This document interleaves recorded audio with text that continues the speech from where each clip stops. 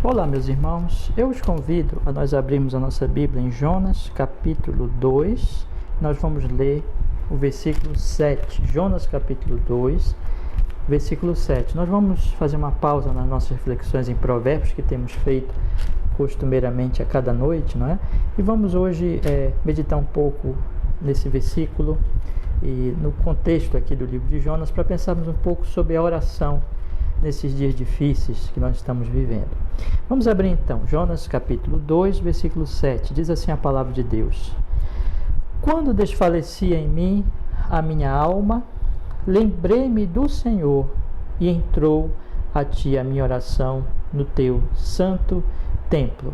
Vamos ler também o versículo 9 e o 10, que diz: Mas eu te oferecerei sacrifício com a voz do agradecimento, o que votei pagarei. Do Senhor vem a salvação.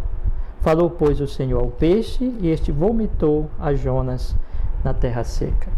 Meus irmãos, a palavra de Deus aqui no livro de Jonas, ela apresenta a necessidade da oração e também a razão da oração, pelo menos por três motivos, irmãos, e todos os três motivos, eles são relacionados a Deus. A palavra de Deus aqui no profeta Jonas apresenta Deus como um Deus absolutamente soberano. É bem interessante nós entendermos, nós percebermos como Deus, ele tem ali a sua soberania, por exemplo, sobre tudo que acontece com Jonas, tudo que ocorre com ele. Por exemplo, no capítulo 1, versículo 4, quando Jonas ele tenta fugir da missão que Deus dá a ele, a palavra de Deus diz: Mas o Senhor mandou ao mar um grande vento e fez-se no mar uma forte tempestade, e o navio estava a ponto de quebrar-se. Então Deus moveu o mar, soberano sobre o mar, quando Jonas estava tentando fugir ali da missão que o Senhor Deus tinha dado a ele. No versículo 17 diz: Preparou, pois, o Senhor um grande peixe, no capítulo 1 ainda, para que tragasse a Jonas, e esteve Jonas 3 dias e 3 noites nas entranhas do peixe. E lemos também nesse versículo 10 que nós lemos logo no início do capítulo 2, que diz: Falou, pois, o Senhor ao peixe, e este vomitou a Jonas na terra seca.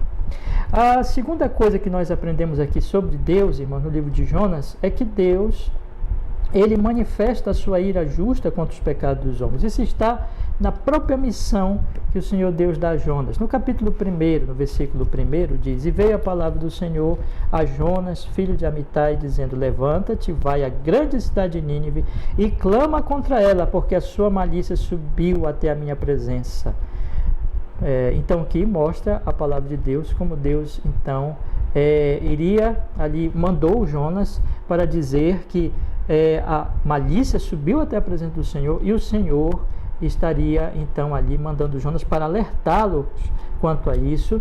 E nós sabemos, irmãos, que como depois o povo se arrependeu, se humilhou, e o Senhor na sua misericórdia livrou aquela cidade. Mas nós observamos aqui a manifestação também do Deus irado, de uma ira justa contra o pecado dos homens, e ali também então alertando os homens quanto a isso.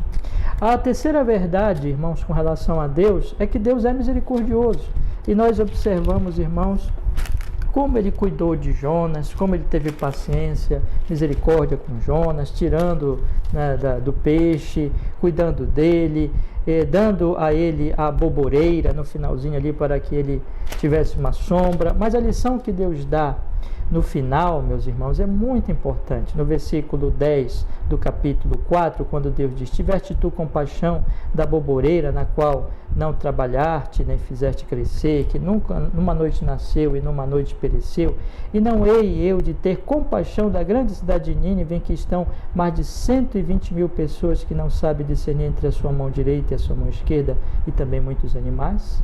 Essas três verdades, Deus soberano, Deus como Deus irado contra o pecado, e Deus como Deus misericordioso, gracioso, vão dar razões para que se ore, meus irmãos. Se deve orar, por quê?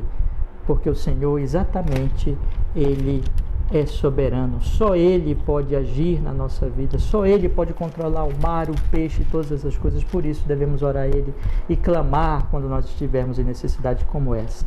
Devemos orar também e clamar porque este momento, meus irmãos, é um momento de ira que nós estamos vivendo. A semelhança dessa ameaça que Deus trouxe a Nínive, esta presente pandemia é uma manifestação da ira de Deus. E como o povo de Nínive se humilhou e clamou misericórdia, nós também devemos nos humilharmos e clamarmos pela misericórdia do Senhor sobre nós e sobre toda a humanidade. Em terceiro lugar, porque Deus é misericordioso, numa situação como essa, nós devemos clamar a Ele: misericórdia, Senhor, compaixão, Senhor, porque só Ele, irmãos, pode operar a salvação, e Ele é gracioso, Ele é misericordioso. E a verdade central, irmãos, está aqui no versículo 9 do capítulo 2, mas eu te oferecerei o sacrifício com a voz do agradecimento. E a segunda parte, o que votei pagarei. A última parte aqui do verso 9 do capítulo 2, do Senhor vem a salvação. Porque do Senhor vem a salvação, é que nós devemos orar, é que nós devemos clamar. Por isso, irmãos, nesta manhã eu coloquei para vocês aqueles pedidos que nós devemos apresentar ao Senhor, clamar ao Senhor pela sua misericórdia, pela sua graça, e que, irmãos, eu gostaria que vocês não esquecessem, estejamos em oração ao Senhor, nosso Deus, continuamente, irmãos, por esses pedidos, para que o Senhor tenha misericórdia, que detenha a sua mão irada nesta pandemia, derrame sua misericórdia, retire este mal dentre nós, que nos arrependamos diante do Senhor, aceitando a sua disciplina, que oremos pedindo livramento a nós e aos nossos amados, que oremos pelos cientistas e profissionais de saúde, que descubram uma vacina e tratamento eficaz e sejam capacitados, que oremos pelos que estão na linha de frente desta guerra, por médicos, enfermeiros, trabalhadores dos hospitais, policiais, funerárias, que oremos pela pacificação política. Precisamos de uma nação unida contra a pandemia, que Deus tenha misericórdia de nós e não participemos dessa tolice, desta polarização política, dessa tolice, que oremos para que o Senhor cure os irmãos e amigos que estiverem com esta doença e com outras enfermidades, que oremos pelo retorno de nosso culto, que oremos, meus irmãos, para que o Senhor nos conceda graça para enfrentar tudo isso com prudência, com fé, esperança e amor, que oremos, meus irmãos, também pelas famílias dos que perderam entes queridos, que o Senhor os console, que oremos, que clamemos, e o Senhor seja conosco. Vamos orar, meus irmãos, porque Deus, Ele é soberano, só Ele pode controlar, Ele está controlando esse vírus e só Ele pode terminar com isso, porque Ele é Deus que tem a sua ira justa e Ele está manifestando essa ira. Clamemos por misericórdia, oremos porque Ele é gracioso, compassivo, e Ele na sua compaixão pode encerrar essa pandemia. Vamos orar, vamos clamar, que oremos sempre, sempre e mais, e que oremos nesse momento pedindo a sua misericórdia. É tempo de orar, é tempo de jejuar, é tempo de suplicar ao Senhor. Oremos ao Senhor. Vamos encerrar com uma oração. Ó Deus, muito obrigado porque nós pudemos meditar um pouco, Senhor, neste livro tão precioso. Nos fortaleça, nos edifique na verdade da Tua soberania, da Tua justa ira, da Tua misericórdia e compaixão. E que clamemos, Senhor, que o Senhor tenha misericórdia de nós, nos livre desse mal e opere em nossa vida a graça, Senhor, a bondade, a piedade, a salvação das almas, a santificação do Teu povo, a glória do Teu nome, a salvação dos enfermos, Senhor, o bem em meio a tanta dor e tristeza, e que o Teu nome seja louvado no bem da Sua igreja. O Senhor tenha misericórdia da humanidade.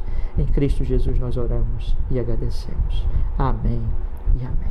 Amém, meus irmãos. Que Deus lhes abençoe e lhes dê uma noite cheia da sua misericórdia, cheia da sua graça, cheia da sua compaixão. Que a graça do Senhor Jesus, o amor de Deus Pai, a doce comunhão e consolação do Espírito Santo seja com todos os meus irmãos, hoje e sempre. Até, irmãos.